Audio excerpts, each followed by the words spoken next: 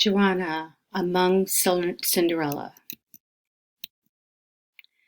In a sun-splashed clearing high in the mountains of the ancient homeland of the Hmong, there lived a farmer, his wife, and their daughter, a kind and beautiful girl named Jouanah.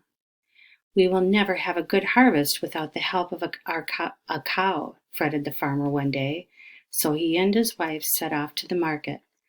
To their surprise, they found only one cow for sale, and already another man was bargaining for it. Not sure who should get his cow, the owner proposed a contest. He served them bowls of steaming hot rice soup and declared, "Whoever finishes his bowl first will win the right to buy my cow at a very fine price." The first man slyly slipped cold water into his bowl and quickly drank the soup. The farmer, unaware of the trick, was still blowing his soup when the other man strutted off with the cow. "We must have a cow to plow our fields and carry the grain," insisted the wife as they walked home. "Let me become a cow for a while to help bring in the crops. You can care for me, and we will all have a good life." Without a word of protest, the husband took 3 vines and wound them 3 times around his wife's ankles, 3 times around her wrists, and 3 times around her head. In a flash of lightning and a clap of thunder, the wife became a cow. "Father, you have bought a cow!" Jouanah ran out to greet him. "Where is Mother? She'll be pleased." "Jouanah, this cow is your mother." "What do you mean?" Jouanah asked, puzzled. "I did what your mother said to do." The father nodded toward the gentle cow standing at his side and told her what had happened. Shocked at what she heard, Jouanah cried out, "Mother, Mother, please come back." But the gentle cow, no longer hearing with the ears of a human, simply mooed. With a heavy heart, Jouanah slowly led the cow toward the far fields. With the help of the cow, the farm prospered. But then, instead of changing the cow back to his wife, the farmer selfishly married another woman. He told the second wife, who had a daughter near the age of Jouanah, of his duty to care for the cow. "What is this?" the new wife asked when she heard the husband's story. "Is it not enough that my first wife's daughter is more beautiful than my ding? Now I'm expected to take second place to a cow." Worst of all, when she found out that the cow was really Jouanah's mother and was magically spinning rolls of silken thread around her horns for Jouanah, the second wife's heart began to burn within her. She stormed, "Your Jouanah, not my ding, will cut the wood, cook the meals, and keep this house clean from now on." To keep peace, Jouanah and her father worked from dawn till dark. Still, the stepmother and the lazy ding sulked and grumbled. "Husband," called the new wife one morning, "my life with you makes me so sick I am going to die." And with that she fell back on her mat and rolled her eyes upward and groaned loudly. "Go to the giant dead tree at the forest's edge." She clutched her head as if it were throbbing with pain. "Its spirit will tell you how to help me." But no sooner had the husband set out than the scheming woman leaped up from her mat and dashed by a shortcut to the old tree. When the man neared the tree, he took 3 joss sticks of incense and lit them with great reverence. Timidly, he asked the powerful spirit for help.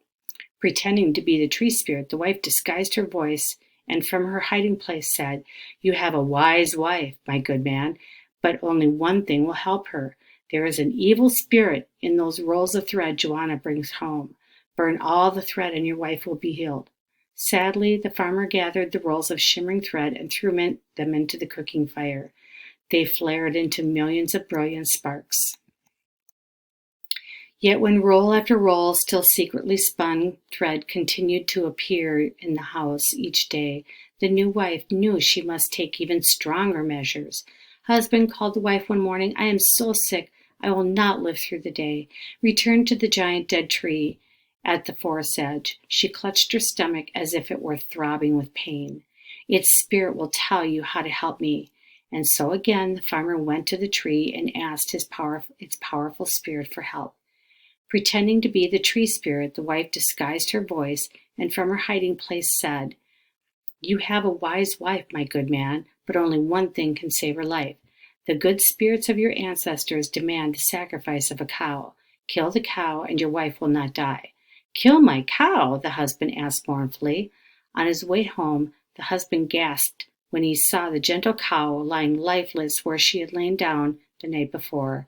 She had died of a broken heart. Night after night, Jouanah and her father sat on a log near the place where they had buried the gentle cow. It was a very sad time. The birds hushed their songs. The butterflies folded their radiant wings. The despairing husband soon died, and the gentle Jouanah fell even more silent.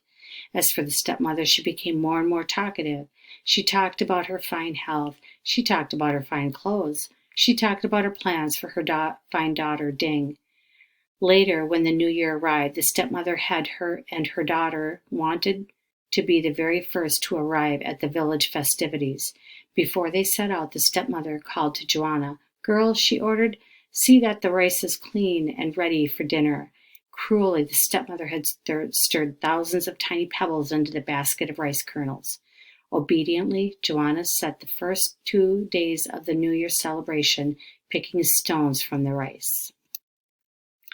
Finally finished on the 3rd day, Jouanah sat down to rest, reaching for her mother's old sewing basket.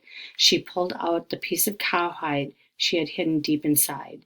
She pressed the soft hair to her cheek and closed her eyes. "Never sit idle, my child," Jouanah remembered her mother saying. Dutifully, she reached into her sewing, thinking of her mother's promise.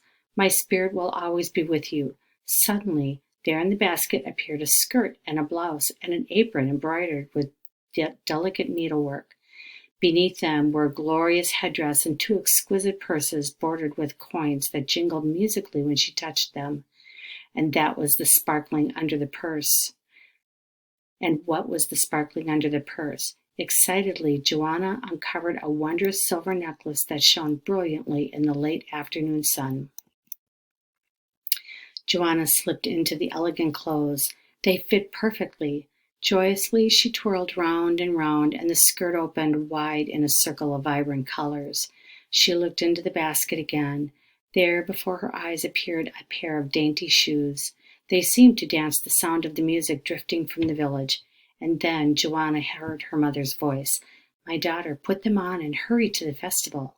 Happy, Jouanah tucked the soft cowhide deep into her sewing basket and let her new shoes lead her down the path to the village clearing.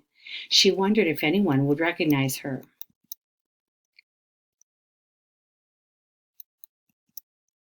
"Who is that beautiful girl?" asked the young men at the festival. "Humph," muttered the stepmother, seeing her beauty, but no one knew who the mysterious girl was. Even when Jouanah played catch in the ball toss game, no one recognized her. The shadows lengthened. The games were about to end, when at the edge of the clearing a tall, handsome young man appeared. "There is Shinang," everyone exclaimed, honored to be joined by the son of the village elder. He was a very fine young man of learning and wealth. Shinang began to play his bamboo instrument. The kang made sweet stirring sounds. The young man danced gracefully as he played. Jouanah watched, delighted by the music maker. Then their eyes met, and melody encircled her like a tender embrace. The stepmother wanted the handsome young man to play for her daughter, but Shinang serenaded only the beautiful girl. At this, the stepmother grabbed Ding by the arm, and they made off hurriedly toward home. Jouanah knew that she must arrive home first to have the meal ready. In her haste, she stepped in a muddy puddle, kicked a rock, and off came one of her shoes. Jouanah dared not stop, dared not look back. She must rush home. The handsome Shinang set off after her down the path. "Aha!" he exclaimed when he came upon the dainty shoe. He picked it up and wiped it clean. Then he vowed to himself that nothing would stop him from finding the mysterious, lovely girl whose tiny foot it fit. From village to village, Shinang searched. He searched the farms, he searched the fields. He went from house to house. Everyone heard of his search for the maiden whose shoe he had found. Eventually, he came to Jouanah's house. "This way, kind sir," beckoned the stepmother, who had seen Shinang coming. "I recognize that shoe." Then in a loud whisper, the stepmother called, "Daughter, come!" But to her dismay, both girls appeared at once. "No, no, not you!" The stepmother tried to wave away the lovely Jouanah. "Please stay," insisted the young man. Don't bother with her, protested the stepmother. Then she pushed her own daughter to the stool directly in front of Xinang, but try as she might, Ding could not put the tiny dainty shoe on her bulging foot. Xinang turned to Jouanah. Please sit here, he said. In a glance, they both could see that the shoe would fit perfectly on her tiny foot, but fearing the stepmother's anger, Jouanah backed away.